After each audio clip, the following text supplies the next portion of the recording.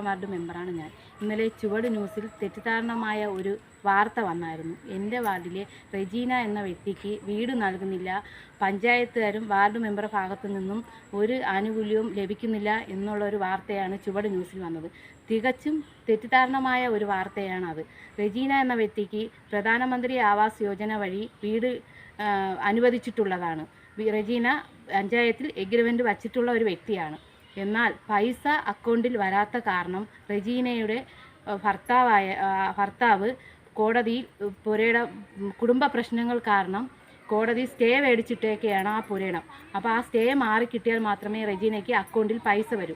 ഈ വിവരം ward member എന്നുള്ള നിലയിൽ ഞാനും BOയും റെജീനയെ പല പ്രാവശ്യം അറിയിച്ചിട്ടുള്ളതുമാണ്. ഈ കാരണങ്ങളെല്ലാം റെജീനയ്ക്ക് വ്യക്തമായി അറിയാവുന്ന ഒരു ആളുമാണ് ഈ റെജീന.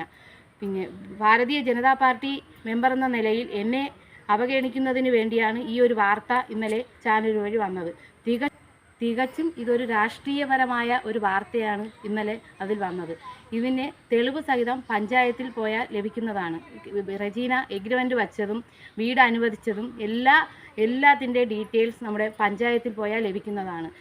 ഇത്തരം ന്യൂസുകൾ രാഷ്ട്രീയപരമായി നടത്തുന്ന ഇത്തരം വാക്കുകളെ ഇതുപോലെയുള്ള രാഷ്ട്രീയപരമായ വാർത്തകൾ ചെയ്യുമ്പോൾ അതിൻ്റെ സത്യാവസ്ഥ അന്വേഷിച്ചിട്ട് മാത്രമേ ചെയ്യാവുകയുള്ളൂ. വാർഡ് മെമ്പർ എന്നുള്ള എന്നെയും പഞ്ചായത്തിനെയും അവഗണിച്ചുകൊണ്ട് ഈ വാർത്ത ചുവട് ന്യൂസ് ചെയ്തത് തികച്ചും തെറ്റിദ്ധാരണമായ ജനങ്ങളെ പോലും പറ്റിക്കാവുന്ന ഒരു വാർത്തയാണ് നടത്തിയിട്ടുള്ളത്.